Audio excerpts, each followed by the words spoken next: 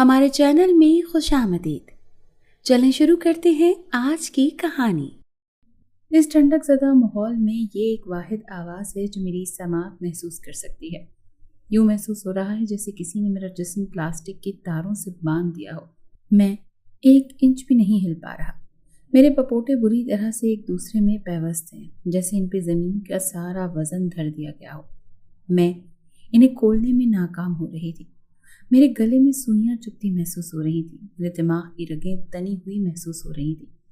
میں یاد کرنا چاہتی ہوں کہ میں کون ہوں، مگر باوجود اس کے کہ میں نے اپنی یادداشت پر بہت زور ڈالا، مگر میں یاد نہیں کر پائی کہ میرا نام کیا ہے۔ میرا جسم مفلوج ہو چکا تھا، مجھے مصنوعی سانسیں دی جا رہی تھیں۔ ٹوں ٹوں کی آواز کے بعد یہ دوسری آواز ہے جو میری سماعت محسوس کر رہی ہے۔ یہ شاید پرندوں کی آواز ہے۔ یوں محسوس ہوتا ہے کہ میں ایک گہری نیند سے جاگی ہوں۔ میرا جسم اکڑ چکا ہے، میں اسے حرکت دینا چاہتی ہوں مگر میں اس میں بری طرح ناکام ہو رہی ہوں۔ میں اتنے دنوں کے بعد ارد گرد کے شور کو سن رہی تھی۔ نہ جانے کتنے دنوں بعد مجھے ہوش آیا تھا۔ میرے نزدیک کسی کے رونے کی آواز آ رہی تھی۔ روتا ہوا وجود کچھ کہہ رہا تھا مگر یوں لگتا تھا جیسے وہ بھی بن بناہٹ میں بات کر رہا ہو۔ اس نے میرے ہاتھ پر ہاتھ رکھا ہے، یہ لمس شناسا ہے، سکون کی فوار جیسا۔ مجھے اپنی گال پہ نمی محسوس ہو رہی ہے، یوں جیسے کوئی میرے چہرے پہ پانی کی پٹیاں رکھ رہا ہو، مگر نہیں، یہ آنسو ہیں۔ میری کن پٹیاں تر ہو رہی ہیں۔ تو کیا میں رو رہی ہوں؟ مگر کیوں؟ میرے وجود میں آگ سی لگی ہے، میرا گلا سوکھ کر کانٹا ہو چکا ہے۔ مجھے پانی کی شدید کمی محسوس ہوئی، لیکن میرے لب نہ ہل سکے، میری آنکھیں نہ کھل سکیں۔ میں نے بے بسی سے اپنے بے جان جسم کو محسوس کیا۔ میری زندگی کی کہانی بھی مفلوج زدہ ہی ہے۔ ماضی کے پنوں کو دیمک لگ چکی ہے، لیکن میرا حافظہ اتنا مضبوط ہے کہ وہ ماضی کا ایک قصہ بھی بھول نہیں پایا۔ مجھے یوں لگا جیسے یہاں لیٹے مجھے سالوں گزر گئے ہوں۔ میرا نام قرۃ العین ہے۔ ہم لاہور کے رہائشی ہیں۔ جس گھر میں ہم رہتے ہیں یہ میرے سگے باپ کا ہے۔ میں ایک متوسط گھرانے سے تعلق رکھتی ہوں۔ جب تک میرا باپ زندہ تھا یہ دنیا میرے لیے کسی جنت سے کم نہ تھی۔ وہ ہمیں کبھی بوجھ نہ سمجھتا تھا، نہ ہی کسی کی ہمت یہ کہ ہمیں بوجھ کہہ سکتا، کیونکہ ہمیں پالنے والا ہمارا باپ جو اچھا کماتا تھا اور عزت سے ہمیں حق حلال کی روٹی کھلا رہا تھا۔ میری اماں اور ہم 2 بہنیں کافی خوش تھیں، لیکن کہتے ہیں نا کہ خوشیوں کو نظر لگ جاتی ہے۔ ہمارے سر سے بھی ہمارے باپ کا سایہ چھن گیا، وہ باپ جو دن رات ہماری خوشیوں کے لیے محنت کرتا ہے، جس نے بہت سے خواب سجا رکھے تھے۔ کہنے لگا کہ تم دونوں جب ڈاکٹر بن جاؤ گے تو ایک اسپتال کھولنا اور مریضوں کو مفت علاج کرنا، اور ایسے بہت سے خواب جو انہوں نے ماں کے ساتھ بھی سجا رکھے تھے۔ کہنے لگے جب بچے پڑھ گئے تو ہم دونوں عمرے کو۔ اماں ہنستی اور بولتی، انہی کے دم سے تو خوشیاں تھیں۔ اماں بھی ہر وقت تیار رہا کرتی تھی۔ لگتا ہی نہیں تھا کہ شادی کو 11 سال گزر چکے ہیں۔ یوں لگتا تھا کہ کل کی بیاہی دلہن ہے، کیونکہ ابا کو اماں ایسے ہی پسند تھی، دونوں میں بڑی محبت تھی۔ محلے کی عورتیں اماں سے حسد کیا کرتی تھیں، کیونکہ ایک بچے کے بعد وہ کوئی بزرگ عورت لگتی تھی۔ ایسے ہی کہتے ہیں کہ خوشیوں کو نظر لگ جاتی ہے۔ اماں کی خوشیوں کو بھی نظر لگ گئی، جو لاپرواہ زندگی گزار رہی تھی۔ زندگی کا بوجھ تو ابا نے اپنے کاندھوں پر اٹھا رکھا تھا، وہ تو انہی کے دم پہ زندگی کے مزے لے رہی تھی، جس کا انتقال میرے بچپن میں ہی ہو گیا تھا۔ جوانی میں اکیلا رہنا تو مشکل تھا، لوگوں کی طرح طرح کی باتیں سننے کو ملتی تھی، کردار کشی بھی کرنے سے باز نہیں آتے تھے۔ عدت کے دن اماں نے کس ذہنی اذیت میں گزارے تھے۔ ایک چھت کا آسرا تھا، ابا جس کمپنی میں کام کرتے تھے انہوں نے بھی کچھ پیسے اماں کو دیے تھے۔ اس سے ساری زندگی گزارنا تو مشکل تھا۔ ان کے چہرے کی لالی اور کانوں میں سے بالیاں اتر گئیں، شوخ رنگ کے بجائے بوسیدہ اور ہلکے رنگ پہنا کرتی تھی۔ میں پوچھتی کہ ابا کہاں گئے تو کہتی ہیں دور سے چیز لینے گئے ہیں، لیکن کچھ ماہ بعد میں سمجھ گئی کہ وہ کہاں گئے ہیں، جہاں سے واپسی ممکن نہیں ہے۔ ابا کو یاد کر کے آنکھیں نم ہو جایا کرتی تھی۔ کسی زندگی وقت میں اماں کو خوش نصیب کہا جاتا تھا، اور اب وہ خوش نصیبی بد نصیبی میں بدل گئی تھی۔ شوہر کا سکھ بھی کسی کسی کو نصیب ہوتا ہے۔ گھر میں صرف 3 ہی تو افراد تھے، میں ابھی 5 برس کی تھی اور بڑی بہن 10 سال کی تھی، جبکہ شوہر کا اچانک انتقال ہو گیا۔ اماں شکل و صورت سے اچھی تھی، شادی کم عمری میں ہوئی تھی، پھر کچھ برس بعد بیوگی۔ شاید یہ ان کی خوبصورتی ہی رہی ہوگی کہ شوہر کے مرنے کے کچھ ہی عرصے کے بعد ان کے رشتے آنے لگے، جن میں کئی قدرے معقول بھی تھے۔ ان کے والدین نے بہت سمجھایا کہ پوری عمر پڑی ہے، تم گھر سنبھالو گی کہ معاشی اور سماجی ذمہ داریاں، اس پہاڑ جیسی جوانی میں شوہر کا ساتھ ضروری ہے، پھر بچوں کو بھی باپ کا سایہ مل جائے گا۔ مگر انہوں نے ہمیشہ یہ کہہ کر رد کر دیا تھا کہ میں اپنے بچوں کے ساتھ تنگی میں بیوگی تو کاٹ سکتی ہوں، پر دوسری شادی سے حاصل معاشی آسودگی کے بدلے اپنے بچوں پر ساری زندگی سوتیلے باپ کا جبر کسی طور قبول نہیں کروں گی۔ سوتیلا باپ سوتیلا ہی ہوتا ہے، میرے لیے وہ بدترین اذیت ہوگی کہ میرے بچوں کے دل میں کبھی ذرا سا شائبہ تک آئے کہ ماں نے اپنی آسانی اور عیاشی کے لیے سوتیلا باپ ہم پر مسلط کر دیا۔ اب یہ زندگی صرف میرے بچوں کے لیے وقف ہے۔ اماں نے مجھے اور ہنا آپا کو بہت مشقت اور پیار سے پالا۔ دوپہر تک قریب کے ایک اسکول میں پڑھاتی، پھر گھر آ کر کھانے اور دیگر گھریلو امور دیکھتی، پھر دوپہر سے شروع رات تک گھر آئے بچوں کو ٹیوشن دیتی تھی۔ وہ اپنی بڑی سے بڑی ضرورت کو بچوں کی چھوٹی سے چھوٹی خواہش پر بلا جھجک قربان کر دیا کرتی تھی۔ ان کو روز ایک نئے مسئلے سے نمٹنا پڑتا، مگر وہ خندہ پیشانی سے ہر مشکل کو سر کر جاتی۔ مجال تھی کہ کبھی بچوں کو اس کی بھنک تک پڑے۔ ان کے محلے میں بڑی عزت تھی، لیکن کہتے ہیں کبھی کبھی کچھ فیصلے آپ کی زندگی کا روپ بن جاتے ہیں۔ خاندان والوں کی باتیں اماں کو سننی پڑتی تھی۔ کہنے لگیں دو بیٹیاں ہیں، اوپر سے تم اکیلے رہتی ہو، آگے کوئی معاملہ ہو گیا تو تمہاری بیٹیوں سے کون شادی کرے گا؟ اسی لیے بہتر یہی ہے کہ تم دوسری شادی کر لو۔ یہ تو بھلا ہو تمہارے شوہر کا جس نے تمہیں رہنے کو چھت دے دی۔ اب اگر چھت مل ہی گئی ہے تو ایک مرد بھی لے آؤ تاکہ گھر میں کوئی ان کی طرف آنکھ اٹھا کر نہ دیکھ سکے۔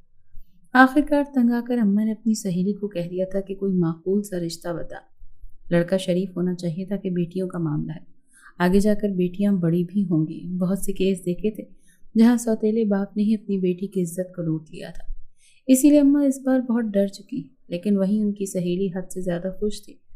انہوں نے اپنے بھائی کی تعریفوں کے پل باندھنا شروع کر دیے، جو پہلے سے شادی شدہ نہیں تھا اور لاپرواہ تھا، اور اگر سیدھی طبیعت کا مالک تھا، لیکن یہ بات وہ چھپا گئی تھی۔ کہنے لگی کہ اپنا کاروبار کرتا ہے، یہ نہیں بتایا کہ کاروبار کی آمدن نہ ہونے کے برابر ہے۔ بس یہی کہنے لگی کہ میں کہیں تمہارا رشتہ کروا دوں گی، لیکن میرا دل نہیں مان رہا۔ اپنا بھائی ہے، گھر میں رہوں گی تو بچوں پر بھی نظر رکھ سکتی ہوں۔ اماں بھی انہیں اتنے عرصے سے جانتی تھی، اور وہی ہوا کہ غیروں کے بجائے اپنوں نے ہی لوٹ لیا۔ ان کے نکمے بھائی سے اماں کی شادی ہو گئی، جو اچھی فطرت کے مالک نہ تھے۔ انہیں اس بات کا سکون تھا کہ آنے والی نوکری کرتی ہے، اپنا خرچ خود چلا سکتی ہے، اوپر سے گھر بھی تو اپنا ہی ہے۔ ان کا بھائی در بدر کرائے کے مکان میں ٹھوکریں کھا رہا ہے۔ شادی کے بعد وہ ہمارے ساتھ ہی رہنے لگے۔ شروع میں تو اماں اور ہمارے ساتھ بڑا میٹھا لہجہ تھا۔ اماں بھی کافی پرسکون تھی، لیکن دھیرے دھیرے ان کی شکی طبیعت نے اثر دکھانا شروع کیا۔ اماں سے ہمیشہ ویسے ہی پیسے مانگتے رہتے تھے، اس وجہ سے ماں نے دوسری شادی کر لی تھی۔ پہلے ابا سے ہم دونوں بہنوں کو اسکول چھوڑ کر آتے، کہنے لگے یہ میری اپنی بیٹیاں ہیں، لیکن جیسے جیسے شکی مزاج بھرنے لگا، ویسے ویسے اماں کی ساری دولت ان کے ہاتھ میں چلی گئی۔ وہ ساری تنخواہ اپنے ہاتھ میں لے کر خود سودا صرف لاتے تھے، جس میں سے آدھی چیزیں تو اماں بول بول کر تھک جاتی تھیں۔ میرے اسکول کی فیس تک وہ کبھی جمع کرواتے اور کبھی اماں کو مانگ کر کسی سے دینی پڑتی تھی۔ کہنے لگے تم اتنے عرصے سے کام کر رہی ہو، ضرور باہر مردوں سے بھی دوستی ہوگی۔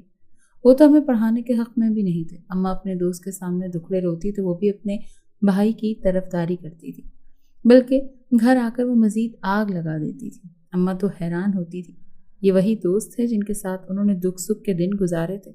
دراصل وہ اماں سے کافی جیلس ہوتی تھی۔ ان کی خوبصورتی دن بدن کم ہونے کے بجائے بڑھتی جو جا رہی تھی۔ ابا بھی تو ان کی خوبصورتی میں گھائل ہو چکے تھے۔ بے شک سوتیلے ابا کا سلوک ان سے اچھا نہ تھا، لیکن وہ ان کی خوبصورتی سے قائل ضرور تھے۔ کہنے لگے اتنی خوبصورت بہت ضرور کوئی مرد تمہیں لائن تو کرواتا ہوگا۔ اماں انہیں ہمیشہ یہی کہتی رہتی تھی کہ گھر بیٹیوں والا ہے، ایسی زبان استعمال مت کیا کرو، کیا سوچیں گی کہ ان کا سوتیلا باپ ان کی ماں کے بارے میں کیا سوچتا ہے۔ میں نے تم سے اپنی کوئی حقیقت نہیں چھپائی تھی۔ جب اماں کی ان سے کوئی اولاد نہ ہوئی تو اس چیز کا بھی انہوں نے غم و غصہ تھا، لیکن بعد میں ڈاکٹری علاج سے معلوم ہوا کہ کمی اماں میں نہیں بلکہ ان کے دوسرے شوہر میں ہے۔ اماں بیچاری دو تقسیم ہو چکی تھی، دن میں وہ ہماری ذمہ داریاں پوری کرتی اور شوہر کا پیٹ بھرتی، تو رات کو ان کی ذمہ داریاں پوری کرتی۔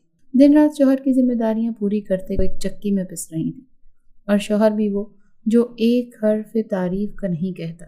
میرے ابا تو ایسے نہ تھے، انہوں نے تو اماں کو ہمیشہ سکھ کی زندگی ہی مہیا کی تھی۔ اصل مرد بھی وہی ہوتا ہے جو عورت کی دولت پر نظر رکھنے کے بجائے اپنی کمائی سے خرچ کرے۔ میں پڑھائی میں خاصی ذہین تھی، میں پڑھ لکھ کر اپنے ابا کا خواب پورا کرنا چاہتی تھی۔ میں ڈاکٹر بننا چاہتی تھی، میرے بہت بڑے بڑے خواب تھے۔ مجھے اپنے سوتیلے ابا ایک آنکھ نہیں بھاتے تھے، اسی وجہ سے میں انہیں گھورتی رہ جاتی تھی۔ انہیں بھی میں کچھ خاص اچھی نہیں لگتی تھی، بلکہ میری بڑی بہن معصوم اور سادہ طبیعت کی مالک تھی۔ اس سے تو آرام سے بات کر لیا کرتے تھے، لیکن میری طرف دیکھتے تو کہتے یہ خاصی بدتمیز لڑکی ہے، کیونکہ میں سچ منہ پر بول دینے والوں میں سے تھی۔ میں ان کی کوئی بھی بات چھپاتی نہ تھی۔ وہ اپنے دوستوں کے ساتھ عیش کرتے تھے اور اماں کو کہہ دیتے تھے کہ میں کام ڈھونڈ رہا ہوں۔ اماں بھی ان کی اصلیت سے واقف تھی، بس ہماری خاطر کچھ نہ کہتی تھی، کیونکہ وہ تماشا لگانے میں دیر نہیں کرتے تھے۔ انہوں نے اماں کے کردار کو بھی مشکوک بنا دیا تھا۔ اگر ایسے ہی حالات چلے تو آگے جا کر ہمیں مزید مشکلات کا سامنا کرنا پڑتا۔ وہ ہماری زندگی مزید تنگ کرتے تھے۔ یوں ہی دن گزرتے گئے اور حالات کبھی نہ بدلے۔ چھوٹی چھوٹی باتوں پر گھر میں لڑائی ہو جایا کرتی تھی، گھر کا ماحول خراب رہنے لگا تھا، جس کی وجہ سے اماں اور میری بہن ذہنی دباؤ کا شکار ہو گئی تھی۔ لیکن میں خود سے طبیعت کی مالک تھی، ایک بات کو ایک کان سے سن کر دوسرے کان سے نکال دیتی۔ ہم بیٹیاں تھیں اور دوسرے ابا سے کوئی اولاد نہ ہو سکی۔ ایک گھر میں رہتے ہوئے بھی ایک جنگ چھڑی رہتی تھی۔ میرے دوسرے ابا ذرا جھگڑالو قسم کے مالک تھے۔ محلے والے جو پہلے دوسری شادی کی صلاح دیا کرتے تھے، اب وہی کہا کرتے تھے کہ بہن تم نے دوسری شادی کر کے غلطی کر لی، پہلے سکون سے زندگی تو گزار رہی تھی، اب تو دوسرے شوہر کا بوجھ بھی تمہارے کاندھوں پر پڑ گیا۔ یہ لوگ بھی نا عجیب ہوتے ہیں، ایک کام کرو تو اس پر ناراض ہو جاتے ہیں۔ میں نے بھی لوگوں کی پرواہ کرنا چھوڑ دی تھی۔ میری بہن خاصی بیمار رہنے لگی تھی، وہ اسکول کے بجائے اسپتالوں کے چکر لگانے لگی تھی۔ میں نے 8ویں کے امتحان میں اول پوزیشن حاصل کی تھی، جو سوتیلے باپ کی بہن کو خاصی پسند نہ آئی۔ کہنے لگی کہ اب یہ اونچی اڑان بھرے گی، دیکھنا ایک دن یہ تم لوگوں کو منہ کی کھانے پر مجبور کر دے گی۔ اماں ان کی باتوں پر زیادہ کان نہیں دھرتی تھی، وہ تو ایک منافق عورت تھی جو اپنے بھائی کی خاطر اماں کو ڈس چکی تھی۔ اب تو اماں کا دوست ہی پر سے بھی اعتبار اٹھ ہی گیا تھا۔ یہاں دنیا میں سب مطلبی لوگ ہیں، اپنے مطلب کے لیے ہی میٹھے بنتے ہیں، ورنہ ان جیسا زہریلا آج تک کوئی نہیں ہوتا۔ بہن کی حالت ان پر بدلتی ہی جا رہی تھی، وہ سوکھ کر کانٹا ہو گئی تھی، پڑھائی میں تو اب ان کا دل ہی نہیں لگتا تھا۔ اماں اس کی وجہ سے کافی پریشان رہتی تھی۔ انہوں نے ابا سے بھی مشورہ کیا تو وہ بھی کہنے لگے کہ کسی ڈاکٹر کو چیک کروا دو، کیونکہ میں پہلے ہی بتا چکی ہوں کہ میرے بجائے میری بڑی بہن کا ابا خیال رکھتے تھے، کیونکہ وہ معصوم طبیعت کی تھی۔ کچھ سالوں سے طبیعت نڈھال رہتی تھی۔ باجی فطرتاً شریف طبیعت اور ملنسار تھی، لیکن نہ جانے کیا ہوا کہ ڈاکٹر کے چکر لگا لگا کر تھک گئے۔ جسم دن بدن کمزور ہو رہا تھا، وزن بھی کچھ سالوں میں کافی حد تک گر چکا تھا۔ جسم ہر وقت یوں رہتا ہے جیسے کسی نے تیر کمان میں لگا کر چھوڑا ہو، تنا ہوا۔ پٹھے کسی اڑیل گھوڑے کی مانند اکڑے رہتے تھے۔ عمر کتنی تھی اس کی؟ 19 سال۔ کمر میں یوں درد ہوتی جیسے کسی نے مار مار کر ہڈیاں توڑتی ہوں۔ ایسی کیفیت کبھی ٹھیک بھی ہو جاتی دوائیاں کھا کر۔ 19 سال کی عمر میں ڈاکٹر بھی حیران ہے کہ اس عمر میں ایسے مسئلے تو نہیں ہوتے۔ دھیرے دھیرے وقت گزرنے لگا، لیکن باجی کا علاج نہ ہوا۔ ڈاکٹر ہمیشہ دوائی کا نسخہ بنا کر دیتے اور دوائی کھا کر ایک مزید بیماری کا اضافہ ہو جاتا تھا۔ ہر وقت نفسیاتی بوجھ، 25 کے ہندسے کو کراس کیا تو پتے میں پتھری، دونوں گردوں میں پتھری، خیر جسمانی عوارض سے ٹھیک ہو گئے۔ پھپھو کی نظر ہی کھا گئی تھی۔ پیر فقیر کے پاس بھی گئے، لیکن نظر اتنی پکی تھی کہ دم سے نہ اتر سکی۔ باجی کے کتنے رشتے ٹوٹے، اب تو امید ہی چھوڑ دی تھی۔ سوتیلے باپ کے تانے بھی کم نہ تھے۔ کام کے دوران سر اچانک چکرا جاتا جیسے پیچھے کو گر رہا ہو۔ ڈاکٹر سے اس کا سیشن ہوا تو سروائیکل ایشو نکلا۔ ڈاکٹر نے کالر لگانا تجویز کیا۔ جو پیسے کمائے جاتے تھے باجی کے علاج میں نکل جاتے، اب تو وہ تنگ آ گئی تھی۔ ہر وقت بیماری کے ساتھ خرچوں کا تانا اسے مزید تکلیف میں مبتلا کر دیا کرتا تھا۔ کچھ بیماری سے سکون ملتا تو معاشی بوجھ وہ سکون برباد کر دیا کرتا تھا۔ آج کل تو ماحول بھی ایسا تھا، جو 2 نوالے ڈالتا وہی 4 باتیں سنا دیا کرتا تھا۔ بیچ کے سالوں میں لقوے کو بھی مات دی۔ ڈاکٹر نے کہا کہ اللہ کا کرم ہے کہ خود ہی سیٹ ہو گیا، ورنہ اس کا چانس کم ہی ہوتا ہے۔ خیر، ساتھ اللہ کا کرم والدین کی دعائیں تھیں جو چلا رہی تھیں، بچا رہی تھیں۔ اب سال بھر سے عجیب مسئلہ تھا، کھانا بھی کھانا دوبر ہوا تھا۔ لقمہ منہ میں چباتی पल पले मुंह से घुमाती रहती। जो देखता सुनता हैरान हो जाता कि अगर कुछ मसला नहीं है तो ये सब क्या है। इतनी सी उम्र में बीमारी की पोटली लगती थी। अल्लाह ने भी शायद उसकी जन्नत की ऊंची सीढ़ी रख छोड़ी थी, इसीलिए उसकी राह में आजमाइशें बहुत थी। जीने की उमंग ना थी उसमें। उसका खाना खाने को मन नहीं करता था, आंखें ऐसी जैसे खाली हों। सब कुछ ठीक था, फिर क्या था? यूं महसूस होता कि अभी बस सांस रुक जाएगी। कहती है मेरे पास मुख्तसर जिंदगी है। ऐसा कब तक चलता? अभी इस उम्र में ऐसे मसाइल देखकर अम्मा ने मुंह छुपाकर रोती रहती थी। कहती हैं कि मेरे बस में होता तो अपनी जिंदगी लगाकर उसे ठीक कर देती। इतने सालों की खूबसूरती जो अब्बा के जाने से भी न ढली थी, वो औलाद के दुख में आदी हो गई थी। चेहरे पर झुर्रियाँ आ गई थी। कुछ उम्र का तकाजा था तो कुछ जिंदगी में इतनी मुश्किलात देखी थी कि एक पल को सुकून मैसर नहीं था। वो मेरे अब्बा को याद कर कर के काफ़ी बार रोया करती थी। कहने लगी कि वो नेक इंसान मेरी ज़िंदगी को जन्नत बना गया था, लेकिन उसके जाने के बाद दुनिया ने मुझे दोज़ख दिखा दी। एक दिन चुपके से मेरी बहन मुझे छोड़कर चली गई। वो बहन जिसके साथ ज़िंदगी के राज बांटे थे, वो बहन जिसके होने से मुझे किसी दोस्त की कमी महसूस नहीं होती थी। जवान बेटी के चले जाने से मेरी माँ तो जैसे निढाल ही हो गई। मेरे सौतेले बाप को इतना दुख नहीं पहुंचा था। वो कौन सा उसकी सगी औलाद थी जो वो रोता। मैं अपनी बहन को याद करती थी। रात होती तो मुझे लगता था कि इस पर किसी ने कोई जादू करवाया है, जिसकी वजह से बीमारियों ने इसे घेर रखा है। और पता भी तो कुछ नहीं चल रहा था आखिर कि उसके साथ मसला क्या है। बहन के जाने का गम मैं भूल ही नहीं पा रही थी। स्कूल जाने का दिल नहीं था। सुबह उठती थी तो बहन का खाली पलंग देखकर आंखें भर आती थी। अम्मा कहने लगी कि किसी के जाने से जिंदगी रुक थोड़ी न जाती है। मैं भी अपने अब्बा का ख्वाब पूरा करना है। तुम्हारी बहन भी यूं उदास हो जाएगी जब तुम्हें ऐसे रोते हुए देखेगी।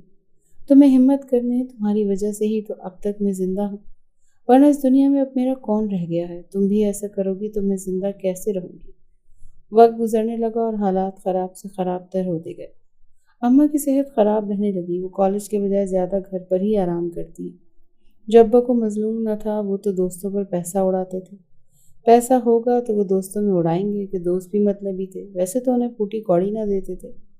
मेरे सौतेले बाप की बहन भी हमारे घर आ गई, वहीं रहती थी। उनके खर्चे अलग होते थे। अगर उनकी खिदमत ना करो तो वो मोहल्ले में हजार बातें बनाकर बताती थी। मैं जब नवीं में गई तो बहन के इंतकाल के बाद मेरा पढ़ाई में दिल नहीं लगता था। खुद को ज़बरदस्ती पढ़ाई के लिए कायल करती हूँ। घर में जब आती हूँ तो उसकी एक एक चीज़ से बहन की खुशबू। उस बेचारी ने कितनी तकलीफ़ काटी, और अगर ज़िंदा रहती तो आगे न जाने और कितनी तकलीफ़ें काटती। शायद यही उसकी ज़िंदगी में बेहतरीन था। अब माँ की तबीयत भी ख़राब रहने लगी। अस्पतालों के चक्कर लगने लगे। अब मैं अस्पताल जाते ही खौफज़दा हो जाती थी। इस अस्पताल में ही तो मेरी बहन का इंतकाल हुआ था। जब मैं जाती तो मुझे यूँ लगता कि जैसे वापस आऊँगी तो अम्मा नहीं। मैं अपना डर अम्मा से छुपा नहीं पाती थी। सारी सारी रात उनके सिरहाने बैठी रहती थी। वो मेरे लिए खासी परेशान रहती थी। उन्हें मालूम था कि उनके बगैर मैं बेचैन हो जाती हूँ। वो मुझे झूठी तसल्लियाँ देती रहती थी। कहती थी कि मैं बिल्कुल ठीक हूँ, मुझे अस्पताल जाने की ज़रूरत नहीं है। मैंने कहा कि अब आप कोई काम नहीं करेंगे। इतनी ज़िंदगी इंसान को हमने खिलाया है, क्या ये आपका इलाज तक नहीं करवा सकता? अब भी आपको कॉलेज की खानी पड़ती है। लेकिन हालात ऐसे ही थे कि वो आराम करती तो डॉक्टर की फीस कैसे देती। वो दिन को कॉलेज जाते और शाम को अस्पताल के चक्कर लगाते। डॉक्टर ने उन्हें आराम का कहा था, लेकिन उनकी ज़िंदगी में तो जैसे आराम लिखा ही नहीं गया था। सौतेले अब्बा को मैंने कहा कि अब वो काम नहीं कर सकती, आप कोई काम करें। तो आगे से भड़क उठे। कहने लगे, ईमान ने हमें 2 नवालिक के खिला दिए कि उनकी बेटी ही आगे से हमें बातें सुनाने को आती है। अम्मा कहा करती थी कि तुम इनसे ना झगड़ा करो, ये ऐसे ही बददिमाग लोग हैं, इनकी अक्ल में बात नहीं आती। मेरे जाने के बाद तुम क्या करोगी? तुम किस तरह हालात का मुकाबला करोगी? मैंने कहा, ये मेरे बाप का घर है, मैं पढ़ी लिखी हूँ, मैं ज़िंदगी जी रही हूँ। ये अम्मा कहने लगी, अभी इतनी ही पढ़ी हो, अकेली ज़िंदगी काटोगी तो कैसे कटेगी? मैंने कहा, ये फैसला तो आपने भी किया था, इसके नताइज भी आप देख ही रहे हैं कि कैसे निकले हैं। वो खामोश हो गए। दिन रात उनकी खिदमत करती थी, एक पल भी उनसे दूर नहीं जाती थी। स्कूल से आने के बाद उनके कमरे में चली जाती थी, खुद उनको अस्पताल लेकर जाती थी, लेकिन ज़िंदगी उनकी मुख्तसर होती जा रही थी। डॉक्टर जवाब देने लगे। कहने लगे कि इस बीमारी फैलती जा रही है, इनको सदमों ने घेर रखा है। मैं अम्मा को कहा करती थी कि आप इन टेंशनों से दूर निकल आएं। आपके बाद मेरा कौन है? कौन मुझे सहारा देगा? आप इस बाप के सहारे मुझे छोड़कर ना जाएं। یہ تو مجھے 1 منٹ میں نکالنے میں دیر نہیں لگائیں گے۔ لیکن قسمت کو کچھ اور ہی منظور تھا۔ ایک دن چپکے سے اماں بھی مجھے چھوڑ کر اس دنیا سے چلی گئی۔ میں نڈھال ہو گئی۔ پہلے ابا، پھر بہن اور اب اماں بھی مجھے چھوڑ کر چلی گئی۔ کیا میں اتنی بری تھی؟ کوئی بھی میرے پاس رہنا نہیں چاہتا تھا۔ اللہ کو کیا منظور تھا؟ اس نے دھیرے دھیرے کر کے مجھ سے میرے سارے رشتے چھین لیے تھے کہ کیا یہ دنیا اکیلے جینے دے گی مجھے؟ جیسے ہی اماں کا انتقال ہوا تو ابا کی بہن بھی ہمارے گھر رہنے آ گئی۔ ان کا رہنا مجھے ایک آنکھ نہیں بھاتا تھا۔ میں کہنے لگی، آپ اپنے گھر چلے جائیں، اب یہ میرا گھر ہے، میں جانوں میرا کام جانے۔ تو وہ آگے سے بھڑک اٹھی، کہنے لگی، اب یہ گھر میرے بھائی کا ہے اور میں اپنے بھائی کے گھر میں آ کر رہ رہی ہوں۔ میں نے کہا، آپ جیسی منافق عورت میں نے زندگی میں نہیں دیکھی، جس نے اپنی دوست کا اعتبار ہی توڑ دیا۔ پھر اب کیسے ڈھٹائی سے آپ یہ کہہ رہی ہیں کہ یہ آپ کا گھر ہے؟ یہ میرا گھر ہے، میں آپ کو راتوں رات یہاں سے نکال دوں۔ انہوں نے اس بات کا بدلہ ایسے لیا کہ محلے میں مشہور کر دیا کہ اس سے لڑکے ملنے آتے ہیں، جس کا بہت سے لوگوں نے اعتبار بھی کر لیا۔ جو لڑکیاں اسکول میں میرے پیچھے رہتی تھی وہ مجھے بلانا تک اچھا نہیں سمجھتی تھی، لیکن مجھے ان سے کوئی فرق نہیں پڑتا تھا۔ صبح میں اسکول جاتی، شام کو آ کر میں کمرے میں بند ہو جاتی، اماں، بہن اور ابا کو یاد کرتے روتی رہتی۔ میں اپنے مقصد سے پیچھے نہ ہٹی۔ مجھے معلوم تھا کہ مجھ پر لکھ کر کچھ بننا ہے۔ نہ جانے ہی میرے ساتھ ہی کیوں ہوا۔ یہ سب کے ساتھ جب جسم بہت تھک جاتا ہے تو لگتا ہے کہ روح بھی تھک گئی ہے۔ کچھ بولنے کا جی ہی نہیں چاہتا۔ کوئی سامنے بیٹھا بولتا رہے پر جواب دینے کا دل نہیں کرتا۔ ذہن خلاؤں میں بھٹکنے لگتا ہے اور دل تو دکھی افسانے جیسا ہو جاتا ہے۔ لیکن کچھ وقت بعد تبدیلی ہمیں لگی تھی، یا شاید یہ میرے سوتیلے باپ کا کوئی ڈرامہ ہے کہ وہ میری پرواہ کرنے لگا۔ اپنی بہن کو کہنے لگا کہ گھر کے سارے کام کاج تم کیا کرو، آج سے یہ میری بیٹی ہے۔ میں کافی حیران تھی اور مجھے ان کی باتوں پر کچھ بھی یقین نہ تھا۔ مجھے معلوم تھا کہ اس کے پیچھے بھی ان کی کوئی نہ کوئی وجہ ہوگی۔ مجھے زیادہ انتظار نہ کرنا پڑا، جلد ہی وہ وجہ سامنے آ گئی جب ایک دن میرے باپ نے کہا کہ اب تمہاری میٹرک ہونے والی ہے تو آگے تعلیم حاصل کر کر کیا کروں گی؟ ایسے میں بوڑھا ہوں، تمہیں اپنی پھپھو کا تو پتہ ہی ہے۔ میں دل میں بولی، انہی کا تو سارا پھیلایا فساد ہے جو ساری زندگی کا عذاب میری ماں نے کاٹا، لیکن خاموش رہی۔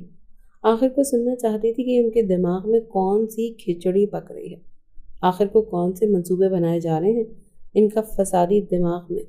کبھی اچھی ترکیب تو آ نہیں سکتی۔ میں نے کہا، میرے ابھی بہت سے خواب ہیں۔ میرے ابا چاہتے تھے کہ میں پڑھ لکھ کر ڈاکٹر بن جاؤں، اس وجہ سے میں آگے تعلیم حاصل کرنا چاہتی ہوں۔ کہنے لگے، اس کے الگ اخراجات ہوں گے، تم کیسے آگے کی تعلیم حاصل کرو گی؟ میں نے کہا، میرا یہ گھر ہے، یہ میں بیچ کر بھی تعلیم جاری رکھ سکتی ہوں۔ یہ بات صرف میں نے انہیں جتانے کو کہی تھی۔ وہ اس بات کو بھول نہ جائیں کہ وہ جس گھر میں رہتے ہیں وہ میرے باپ کا گھر ہے اور میرے نام پر ہے۔ یہ بات سن کر انہیں غصہ تو کافی آیا۔ ان کے چہرے پر موجود بلوں سے ہی اندازہ لگایا جا سکتا تھا کہ انہیں میری بات خاصی پسند نہیں آئی۔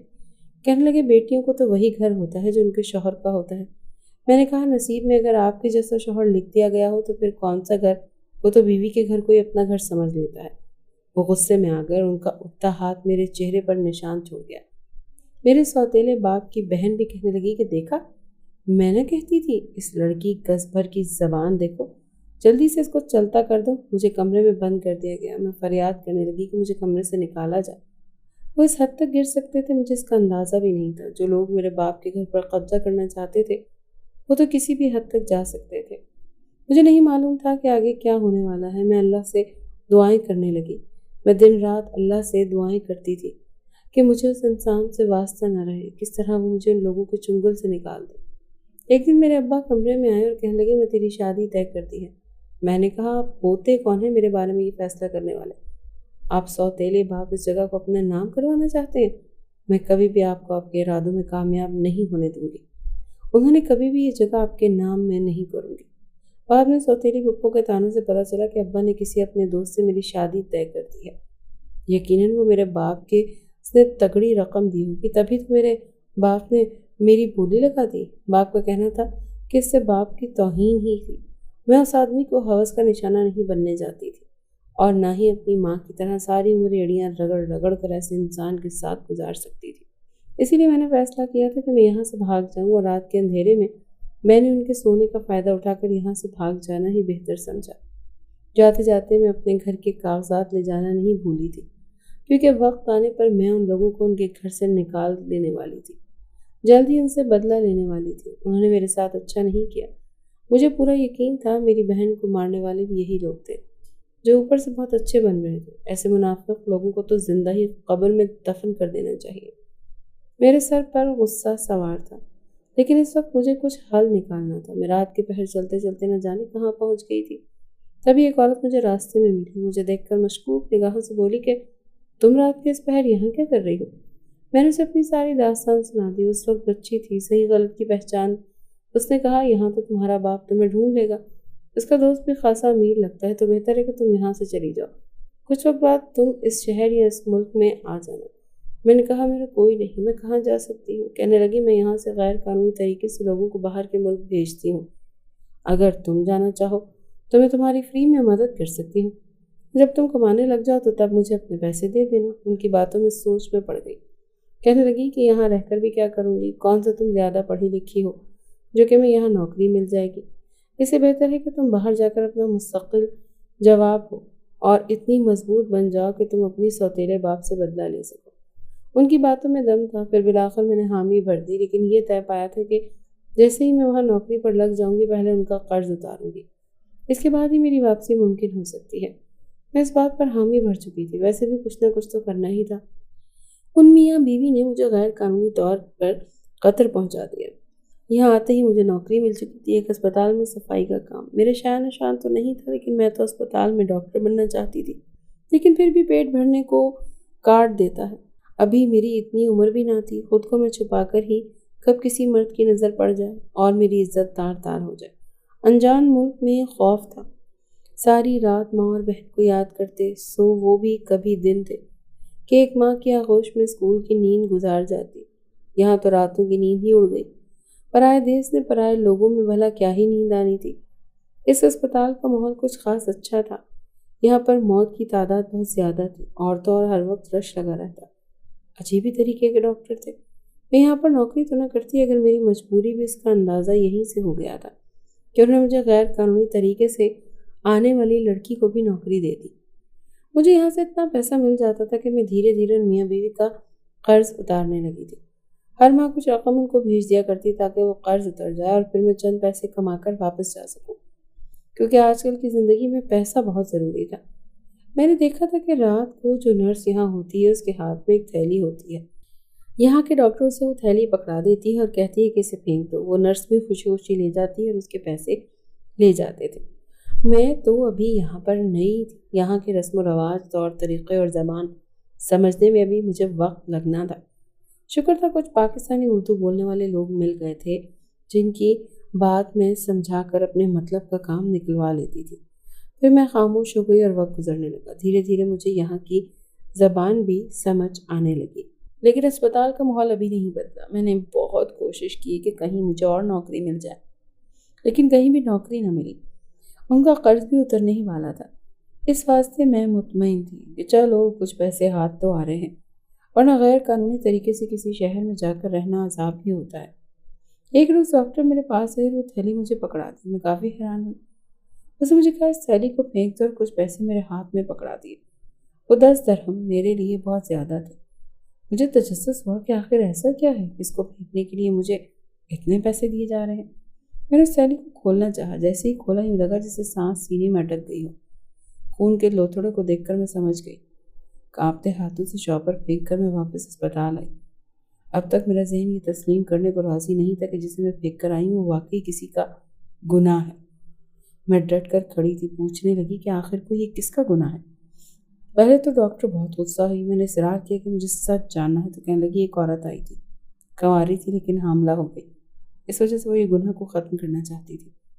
میں نے کہا کوئی کیسے ایسے کر سکتا ہے؟ میرا دماغ سن ہو رہا تھا۔ میں خاموشی سے وہاں سے چلی آئی۔ میرا ذہن اس چیز کو محفوظ نہیں کر پا رہا تھا۔ زندگی میں پہلے ہی مشکلات کم تھی کہ اب مزید مشکل میرے سر پر آن پڑی تھی، جسے سوچ سوچ کر میرا دماغ سن ہو رہا تھا۔ میں نے سر توڑ کوشش کر رہی تھی کہ مجھے کہیں اور نوکری مل جائے، کیونکہ یہاں تو نظام ہی بگڑا ہوا تھا۔ بہت جلد میری کوشش رنگ لے آئی۔ ایک مہربان عورت نے میرا ساتھ دینے کا فیصلہ کیا۔ اس نے بہت جلد میرے ڈاکیومنٹس بنا دیے تھے، جس سے میں کہتا ہے کہ شہری بن گئی۔ یہ سب آسان نہ تھا، میں نے اپنی جمع پونجی بھی لگائی تھی، لیکن مجھے وقت کے ساتھ برے لوگوں کے ساتھ اچھے لوگ بھی ملے۔ یہاں صبح میں کالج جانے لگی تھی اور شام کو بیٹھ کر میں کام کرتی۔ دکانوں پر چیزیں ڈیلیور کرنے کا کام مجھے خاصا آسان لگا۔ اچھا ہاں، میرا ضمیر بھی مطمئن تھا اور آمدن بھی اچھی تھی۔ جب ان میاں بیوی کا قرض اتر گیا اور وقت کے ساتھ ساتھ 5 سال دوسرے اور معلوم ہی نہ ہوا کہ کب میرے میڈیکل کی پڑھائی بھی مکمل ہونے والی تھی۔ میں زندگیاں بچانے والی بننا چاہتی تھی، نہ کہ کسی کو گواہنا جاتی تھی۔ میڈیکل کی پڑھائی جیسے ہی مکمل ہوئی، میں نے اپنے ملک میں آنے کا سوچا۔ اب میں پہلے کی طرح مظلوم لڑکی نہیں رہی تھی، بلکہ ایک مضبوط اور طاقتور جو اپنے بل بوتے پر زندگی گزارنا جانتی تھی۔ میں لیگل طریقے سے ہی واپس آئی تھی، جس میں واپس آئی تو ملک کے حالات اب بھی ویسے ہی تھے۔ ان 7 سالوں میں کچھ بھی نہیں بدلا، بس بدلے تو میرے خیالات۔ اب میں پہلے سے زیادہ مضبوط ہو چکی تھی۔ جیسے اپنے گھر واپس آئی تو میرے سوتیلے باپ اور اس کی بہن نے مجھے دیکھ کر حیرانی کا تاثر دیا۔ وہ لوگ تو یہ ماننے پر یقین ہی نہیں کر رہے تھے کہ میں واپس آ گئی ہوں۔ وہ سمجھے میں بھاگ چکی ہوں اور گھر ان کے حوالے کر گئی ہوں۔ وہ چیخنے لگے، کہنے لگے کہ منہ کالا کرنے کے بعد اب کدھر سے آ رہی ہے؟ آخر کو اتنے سال تو کہاں تھی؟ اب اس گھر سے نکل جا۔ میں نے کہا آپ لوگوں کے ڈر میں اب مزید کام نہیں آئیں گے۔ آپ لوگوں نے لالچ سے میری ماں کو تو لوٹ لیا، لیکن میں بہادر ہوں، میں اپنے ساتھ وکیل بھی لائی۔ اگر آپ لوگوں نے مزید کوئی بحث کرنے کی کوشش کی تو آپ لوگوں کو جیل بھیجنے میں بھی گریز نہیں کروں گی۔ میری بات سنتے ہی میرے سوتیلے باپ کی بہن گھبرا گئی اور کہنے لگی یہ سب میں نے تیرے باپ کے کہنے پر کیا۔ کہتی ہے اس پہ میرا کوئی قصور نہیں، پہلے تیری بہن پر تعویذ بھی تیرے باپ کے کہنے پر ہی ڈالے تھے، اسی وجہ سے وہ مر گئی۔ میں ایسا کچھ نہیں چاہتی تھی، میں بس اپنے بھائی کے کہنے پر مجبور ہو گئی۔